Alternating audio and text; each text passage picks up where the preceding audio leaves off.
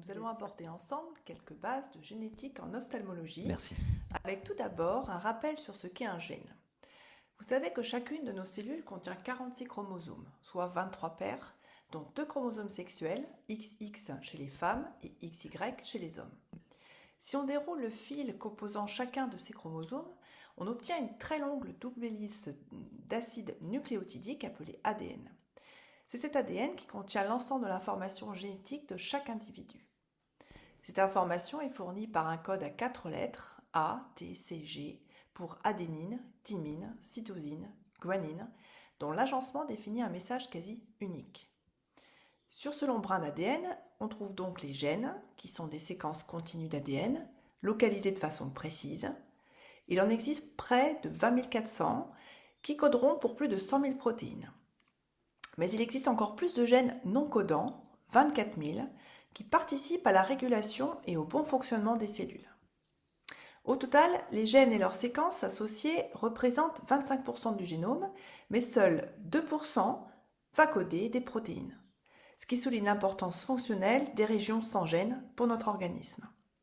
Mais que veut dire coder une protéine ?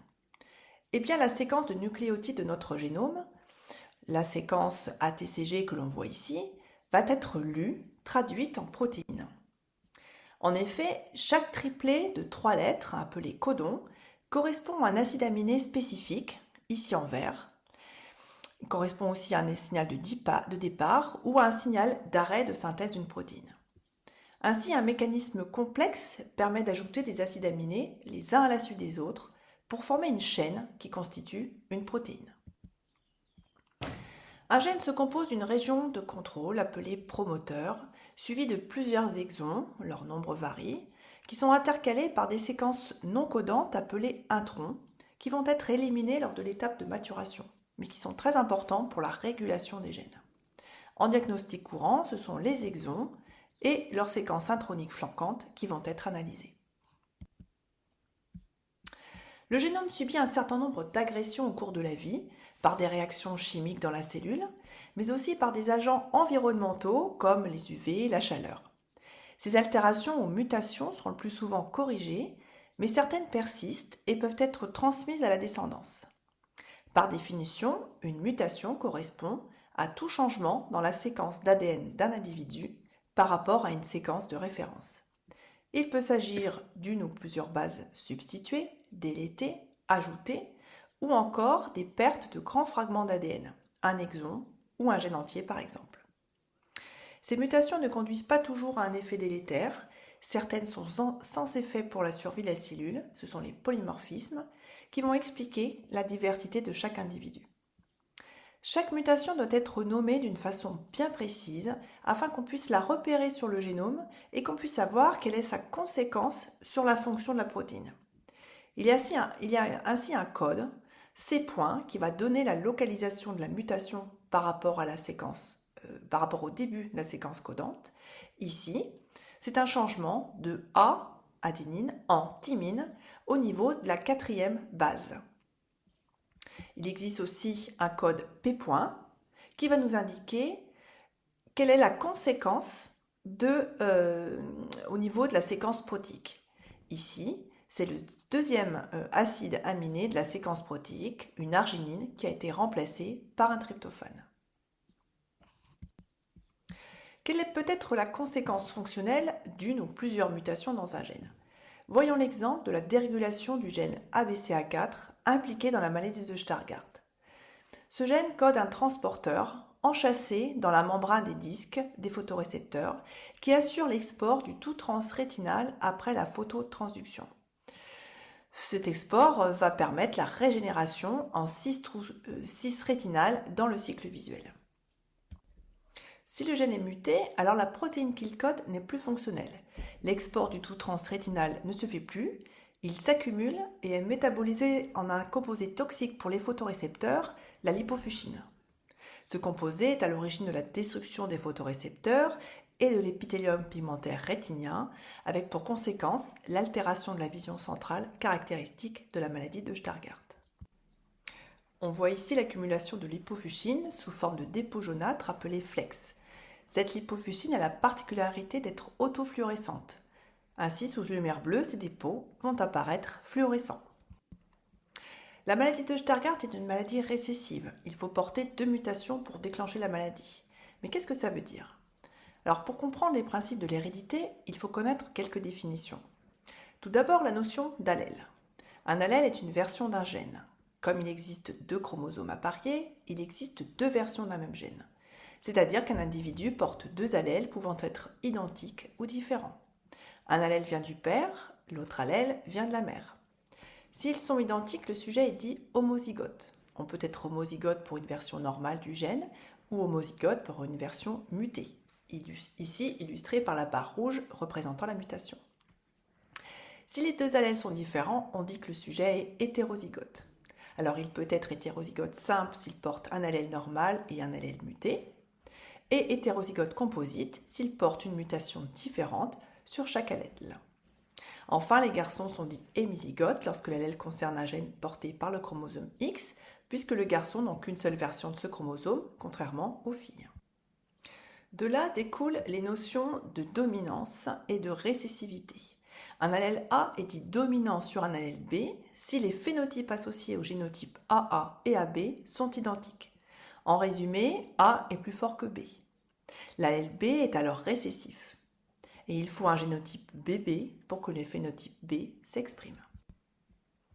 Pour illustrer ce propos, voici quelques arbres généalogiques. Dans la famille de gauche, la transmission de la maladie est autosomique dominante. La maladie s'exprime chez les hétérozygotes. Ici, un seul allèle porte la mutation rouge, l'autre allèle est normal. La mutation est ici transmise du père à sa fille.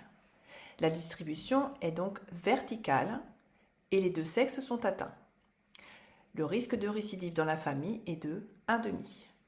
C'est le cas des rétinites pigmentaires liées au gène RHO ou PRPH2 ou encore aux Cone-Rod dystrophies liées à Gucci2D.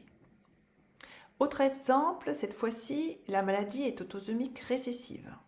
Elle ne s'exprime que chez les homozygotes et les hétérozygotes composites. Cette fille est homozygote pour la mutation jaune. Elle est héritée d'un allèle jaune de chacun de ses 2 parents.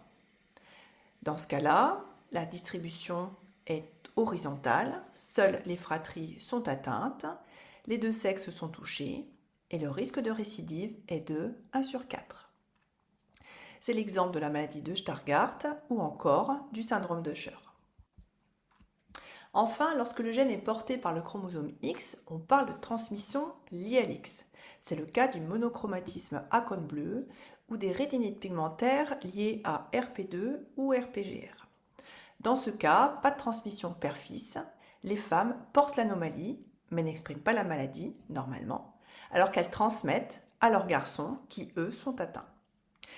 Ici, la femme est hétérozygote pour la mutation rouge sur un de ces 2 chromosomes X. Elle l'a transmise à son fils, qui lui est hémizygote, puisqu'il n'a qu'un seul chromosome X, l'autre chromosome sexuel étant le chromosome Y.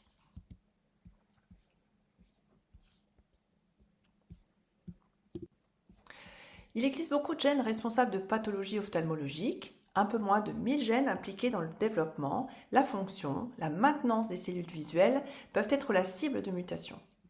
Ces maladies sont les dystrophies rétiniennes, les malformations oculaires, les neuropathies optiques, etc.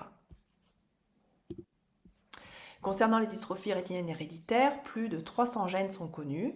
Ils sont impliqués dans tous les mécanismes de la vision, la cascade de la phototransduction, comme RHO, le cycle visuel, comme ABCA4, ou RPE65, qui fait l'objet de la thérapie génique Luxturna, les processus de transport le long de l'axonème des cils, comme UH2A, ou encore des gènes impliqués dans la structure des disques, des bâtonnets ou du segment externe des cônes, comme PRPH2. Tous ces gènes peuvent maintenant être analysés dans les laboratoires de biologie moléculaire. Plusieurs stratégies existent. Le séquençage de première génération, ou séquençage Sanger, qui analyse exon par exon d'un seul gène à la fois. Vous avez ici en gris les exons et en rouge les portions de gènes qui sont séquencées. Autre technologie, le séquençage de seconde génération qui permet l'analyse simultanée des exons de gènes ciblés contenus dans un panel, des exons de tous les gènes impliqués en pathologie humaine, c'est l'exome, ou les exons et les introns du génome complet, c'est le génome. Enfin, nous terminerons par quelques informations que vous trouverez sur un résultat d'analyse génétique. La stratégie doit figurer sur le compte-rendu. Elle vous renseigne sur ce qui a été fait pour votre patient. Le résultat en lui-même comporte, s'il y a une mutation, le nom du gène, le nom du variant en C point et P point. On doit savoir si le sujet est hétérozygote ou homozygote. Le biologiste interprète ensuite ce résultat. Il vous dit si la mutation est connue, si elle est rare ou pas, si elle touche un site fonctionnel important pour la fonction des gènes. On vous rapporte les prédictions bioinformatiques sur l'effet délétère ou pas. Et enfin, on vous rend la classe du variant selon les critères ACMG qui traduit le caractère probablement pathogène ou s'il s'agit d'un variant de signification inconnue. Enfin, une conclusion finalise ce compte-rendu. Si c'est conclusif ou pas, généralement on demande une enquête familiale pour vérifier la transmission des variants et on demande un conseil génétique. On vient de voir, la génétique est maintenant omniprésente en ophtalmologie et elle bénéficie d'un diagnostic moléculaire de plus en plus performant avec des taux de résultats positifs parmi les plus élevés, de l'ordre de 70%. Un diagnostic moléculaire confirme le diagnostic clinique et permet une prise en charge adaptée, un conseil génétique aux familles et maintenant il permet un espoir de pouvoir bénéficier un jour d'une thérapie génique innovante. Je vous remercie de votre attention.